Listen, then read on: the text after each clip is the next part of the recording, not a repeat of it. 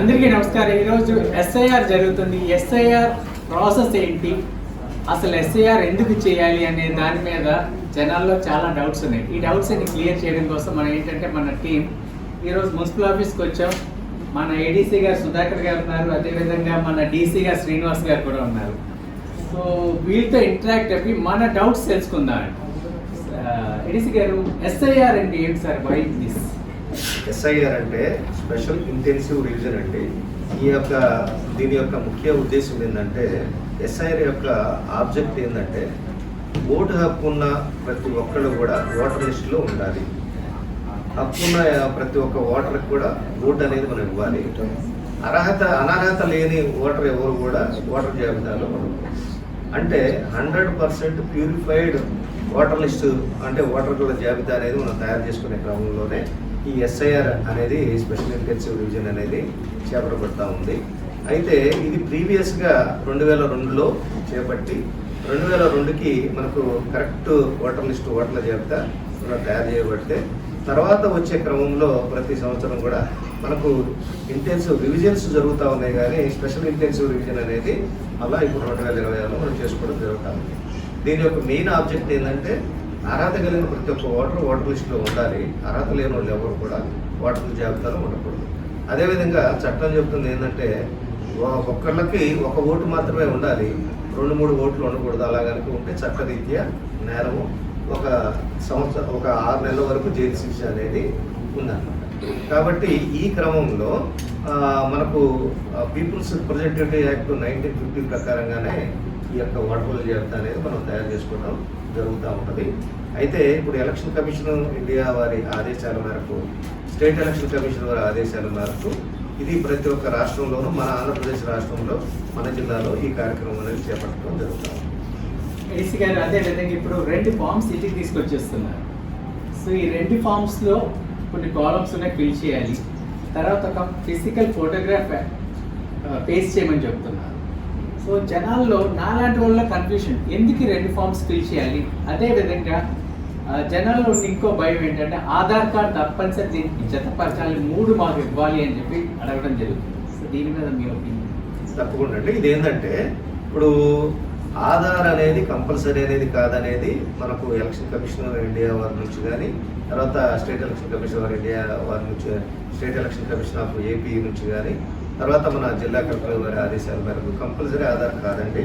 మనకి ఆధార్ అనేది అడగటం అనేది ఏదైనా ఇన్ఫర్మేషన్ కోసం అడిగి ఉండాలి తప్పితే అలా అడగొద్దని కూడా చెప్పాము. మెయిన్ ఏంటంటే, ఇప్పుడు ఆధార్ ఎందుకు అడుగుతున్నారంటే, ఇప్పుడు ఇక్కడ ఈ స్పెషల్ ఇంటెన్సివ్ రివిజన్లో 2002లో ఉన్నటువంటి ఓటర్ జాబితాతో పాటుగా మనకు ప్రజెంట్ ఉన్న డేటాని అనుసంధానం చేసే క్రమంలో అప్పుడున్న డేటాకి వారి యొక్క తల్లిదండ్రుల పేర్లు అనేది మనం అడగడం జరుగుతూ ఉంది. అది వాళ్ళు ఎవరైతే వాళ్ళు కరెక్ట్గా చెప్పగలుగుతారో అది చెప్పడం, కానీ 2002లో వాళ్ళు ఎక్కడ ఉన్నారు, ప్రీవియస్గా ఎక్కడ వారి ఓటు హక్కును వినియోగించుకున్నారు, వాళ్ళు ఇదివరకు ఎక్కడ ఉండేవాళ్ళు అనేది కనుక చెప్పగలిగితే బిఎల్ఓకి చాలా ఈజీగా ఈ యొక్క మ్యాపింగ్ కానీ తర్వాత ఎస్ఐఆర్ ప్రక్రియ అనేది చేయడానికి అవకాశం ఉంటుంది. అయితే ఇక్కడ వచ్చిన చిక్కల్లా ఏంటంటే, మనము పబ్లిక్ని వెళ్ళి అడిగినప్పుడు, ఓటర్ని అడిగినప్పుడు ఓటర్ సక్రమమైన రీతిలో సమాధానం చెప్పకపోవడం వల్లే ఈ సమస్యలు ఎదురవుతూ ఉన్నాయి. సపోజ్ మీరు 2002లో ఎక్కడున్నారు అనేది మీకు ఐడియా ఉండి ఉంటుంది. మీ ఫాదర్ పేరేంటి, మీ తాతయ్య గారి పేరేంటి, మీ మదర్ పేరేంటి అనేది మీరు స్పెసిఫిక్గా చెప్పగలిగిన పక్షంలో ఈజీగా మన బిఎల్ఓ ఏం చేస్తాడంటే దాన్ని మ్యాపింగ్ చేయడానికి ఆస్కారం ఉంటుంది. కానీ మా నాన్నగారి పేరు ఏదో నాకు తెలియదు, మా అమ్మగారి పేరు ఏదో నాకు తెలియదు, మా తాతయ్య గారి పేరు ఏదో నాకు తెలియదు, నేను 2002లో ఎక్కడుండేవాడినో నాకు తెలియదు అనే పక్షంలో వాళ్ళకి ఏదో ఒక ఆధారం ఉండాలి. కాబట్టి ఆధార్ కార్డు కనుక ఉంటే కనుక ఆధార్ని బేస్ చేసుకొని మనం చేయాలనేది వాళ్ళు అడిగి ఉండొచ్చేమో, కానీ అది స్పెసిఫిక్గా ఖచ్చితంగా ఆధార్ కావాలనేది ఆస్కారం అయితే లేదు. అలా కనుక అడిగినప్పుడు మనం ఇవ్వాల్సిన పని కూడా లేదు.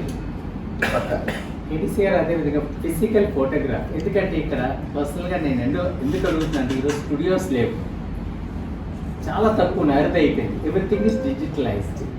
అలాంటప్పుడు అది కామన్ మ్యాన్కి ఒక బర్డెన్ కిందే మారింది. ఎందుకంటే 50 రూపీస్ to 100 రూపీస్ షెల్ చేయాలి. సర్లే రేపు చేద్దాం, ఎల్లుండి చేద్దామని చెప్పి ఆ ఫొటోస్ లేకపోవడం వలన వీళ్ళని తిప్పే పరిస్థితి కూడా అవుతుంది. దీనికి వేరే ఆల్టర్నేట్ ఆప్షన్ ఉందా? ఆల్టర్నేటివ్ ఆప్షన్ అంటే ఫిజికల్ ఫోటోగ్రాఫ్స్ తీసుకుంటున్నారండి. ఫిజికల్గా సెల్లోనే మనం తీసుకునే ఆస్కారం ఉంది. కాకపోతే ఏమవుతుందంటే యాప్ ఒక్కొక్క టైంలో మనకు పనిచేయని క్రమంలో అక్కడ ఒక్కొక్క ఇంటి దగ్గర ఎక్కువ టైం టేకన్ అవుతుంది కాబట్టి దాని సౌలభ్యం దృష్ట్యా ఈ రోజున మన ఫోటోగ్రాఫ్స్ అంటే ఇప్పుడు మన స్టూడెంట్స్ కానీ లేకపోతే ఎంప్లాయీస్ కానీ ప్రతి ఒక్కరి దగ్గర అవైలబిలిటీలో ఉంటాయి. మీరు చెప్తుంది ఏదైనా కామన్ మ్యాన్ ఏదైనా పని చేసుకునే వాళ్ళు అయితే వాళ్ళ దగ్గర ఆ ప్రాబ్లం ఉన్నప్పుడు ఖచ్చితంగా మనం ఫిజికల్ ఫొటోస్ తీసుకోమని చెప్తున్నాం, ఫిజికల్గా సెల్లో క్యాప్చర్ చేయమని చెప్తున్నాము. కాకపోతే ఏమవుతుందంటే యాప్ సరైన టైంలో అది పని చేయకపోవడం వల్ల కొంచెం టైం టేకన్ అవుతుందే తప్పితే అది టైం డిలే అవుతుంది, మనం తొందరగా చేద్దాము, ఇది మనకు తక్కువ స్పాన్ ఉంది కాబట్టి అన్న ఉద్దేశం మీదనే ఫోటోగ్రాఫ్స్ అడగడం జరుగుతూ ఉంది. ఫోటోగ్రాఫ్స్ సాధ్యమైనంత వరకు ఇస్తే మనకి పని తొందరగా అవడానికి అవకాశం ఉంటుంది. దట్ మనకు అప్లికేషన్ మీద కూడా దాని మీద మనం పేస్ట్ చేయడం జరుగుతుంది కాబట్టి ఆ అప్లికేషన్ మనకు ఫోటోతో సహా మనం రికార్డ్ చేసుకోవడానికి అదేవిధంగా స్కాన్ చేసుకోవడానికి కూడా ఈజీగా ఉంటుంది. కాబట్టి దానికోసమే అడిగాము. తర్వాత ఇందాక తమరు అడిగారు ఆ 2 అప్లికేషన్స్ ఎందుకు ఇస్తున్నారు అని. ఈ 2 అప్లికేషన్స్ ఎందుకు అడిగామంటే ఒక అప్లికేషను 2 అప్లికేషన్స్ మీరు ఫిలప్ చేసుకున్నాక ఫామ్స్ ఫిలప్ చేశాక ఒక ఫామ్ మీకు మళ్ళీ తిరిగి ఇవ్వబడుతుంది. ఓకే. ఆ ఫామ్ మీద మా బిఎల్ఓ గారు ఏం చేస్తారంటే మా సిగ్నేచర్ చేసి మీకు ఇచ్చేస్తారు. అంటే మీ దగ్గర మేము ఫామ్ తీసుకున్నాము, టెక్నాలజీమెంట్ క్రమంలో ఇవ్వడం జరుగుతుంది. ఆ విధంగా ఇస్తారు, టెక్నాలజీ చేస్తారు. చేసిన తర్వాత మా బిఎల్ఓ కనుక మీకు ఎకనాలజీ చేసిన ఫామ్ కనుక పోగొడితే కనుక is the health responsible person అవుతారు.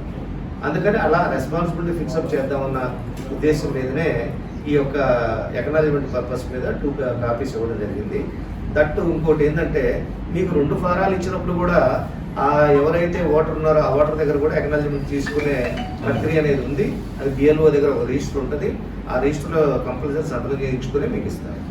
ఏడీసీ గారు, ఇప్పుడు ఒక బిఎల్ఓ ఎన్ని విజిట్స్ చేయాలని రూల్ ఉంది, లేకపోతే రెస్పాండ్ చేయలేదనుకోండి ఓటర్, ఏం చేయగలరు? What is the next process? ఇప్పుడు మనకి ఇచ్చినటువంటి గైడ్లైన్స్ ప్రకారంగా ఇన్స్ట్రక్షన్స్ ఏమున్నాయంటే 3 times ప్రతి ఒక్క బిఎల్ఓ 3 times అక్కడ విజిట్ చేయడానికి ఇచ్చారు. 3 సార్లుగా మనం అతను వచ్చి ఆ డోర్ని మనం విజిట్ చేసినప్పుడు మీరు ప్రాపర్గా రెస్పాండ్ కాని పక్షంలో ఆ యొక్క బిఎల్ఓ బాధ్యత అనేది ఉండదు. 3 times విజిట్ చేస్తారు. ఒకవేళ సపోజ్ మనకు డోర్ లాక్ కూడా ఉన్నాయి, లేకపోతే వాళ్ళు ఎక్కడున్నారో అంతకుముందు ఈ డోర్ నెంబర్లో ఓటు ఉంది, అక్కడ బిఎల్ఓ వచ్చినప్పుడు దాంట్లో ఉంటున్న రెసిడెంట్స్ వేరే వాళ్ళు ఉన్నప్పుడు వాళ్ళకి కానీ లేకపోతే డోర్ లాక్డ్ విషయంలో కానీ ఆ పక్కన ఉన్న వాళ్ళకి నేను ఇట్లా వచ్చానని చెప్పేసి ఒక నోటీసు ఆ ఇంటికి పేస్ట్ చేస్తారు. నోటీస్ పేస్ట్ చేసే ప్రాసెస్ ఉంది. నోటీసు పేస్ట్ చేస్తారు. ఆ నోటీసులు ఏముంటాయంటే నేను బిఎల్ఓగా అపాయింట్ చేయబడ్డాను, మీ ఇంటికి నేను ఇన్నిసార్లు రాబోతున్నాను, ఈ రోజు వచ్చాను, తర్వాత మిగతా 2 సార్లు కూడా ఈ తేదీన ఇన్ని గంటలకు వస్తాను అనేది స్పెసిఫై చేసి ఒక నోటీసు మనకు అక్కడ పేస్ట్ చేయడం జరుగుతుంది. సో 3 times వచ్చినప్పటికీ మనం రెస్పాండ్ కాని పక్షంలో మన ఫాము మనకు ఫిల్ చేసి సైన్ చేసి ఫోటోతో సహా ఇవ్వని పక్షంలో ఆ బిఎల్ఓ రెస్పాన్సిబిలిటీ ఉండదు. ఏడీసీ గారు, ఇంకొక చిన్న విషయం, ప్రెసెంట్ ఓటర్ ఫామ్లో ఎర్రర్స్ ఉన్నాయి, నేమ్ ఎర్రర్ లేకపోతే మిగతా ఎర్రర్స్ ఉన్నాయి. ఈ ఎర్రర్స్ ఉన్నప్పుడు ఇప్పుడు మన ఎస్ఐఆర్లో ఆ ఎర్రర్స్ కరెక్ట్ అవుతాయా, లేకపోతే సేమ్ ఇదేంటంటే ఓటర్ ఉన్నాడని ఐడెంటిఫై చేస్తా, లేకపోతే కరెక్షన్ కూడా ప్రాసెస్ ఉందా? ఇప్పుడు ఏంటంటే దీన్ని ఎనామలిస్ అంటారు. ఈ ఎనామలిస్ ప్రక్రియ అనేది ప్రీవియస్ మనం ఎస్ఐఆర్ ప్రక్రియలో కొంత ఎనామలిస్ వచ్చినాయి, అది కరెక్ట్ చేయడం జరిగింది. ఇప్పుడు ఎట్ ప్రజెంట్ ఏముందంటే మనకు ఏదైతే మనకు డేటా ఇచ్చారో ఈ డేటాను మనం కరెక్ట్గా దాంట్లో ప్రొడ్యూస్ చేస్తాం. చేసినప్పుడు రేపు ఏదైనా మనకు డ్రాఫ్ట్ పబ్లికేషను 21/7/2026 డ్రాఫ్ట్ పబ్లికేషన్ జరగబోతుంది. డ్రాఫ్ట్ పబ్లికేషన్ అనంతరం ఏవైనా మనకు ఏమైనా తేడాలు ఉన్నా, అంటే నేమ్ చేంజెస్ ఏదైనా కరెక్షన్స్ ఉన్నా కానీ, డోర్ నెంబర్ కరెక్షన్ ఉన్నా, లొకాలిటీ కరెక్షన్స్ ఏమైనా ఉన్నా, లేదా మనకు ఒక ఏరియా నుంచి ఇంకొక ఏరియాకి వెళ్ళాల్సి ఉన్నప్పుడు మనం ఫామ్ 6, ఫామ్ 8, ఫామ్ 6 న్యూ ఓటర్స్కి, ఫామ్ 8కి వచ్చేసరికి ఈ కరెక్షన్స్ వీటన్నిటికీ మనం అప్లై చేసుకుంటే తర్వాత ప్రక్రియ అనేది చేయడం జరుగుతుంది.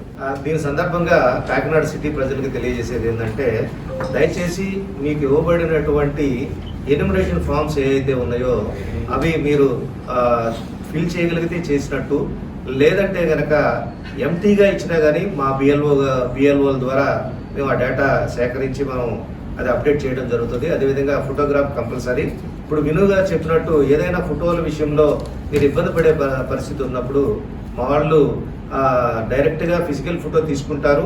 అది మనకు ప్రాపర్గా ఉండదనేది మా ఉద్దేశం. ఎందుకంటే మీకు ఇక్కడ అప్లికేషన్ ఏదైతే ఈఎఫ్ఎస్ ఫామ్స్ ఇచ్చారో, ఎన్యూమరేషన్ ఫామ్ ఇచ్చారో, ఆ ఎన్యూమరేషన్ ఫామ్కి ఫోటో కనుక స్టిక్ చేసి ఉంటే ఖచ్చితంగా అది మనకు ఉపయోగకరంగా ఉంటుంది. దీన్ని ఫైల్ చేసుకొని ఫర్దర్ కరెస్పాండెన్స్ చేయడానికి బాగుంటుంది. కాబట్టి మ్యాక్సిమం మీరు ఫొటోస్ తీసుకురావడానికి ప్రయత్నం చేయండి.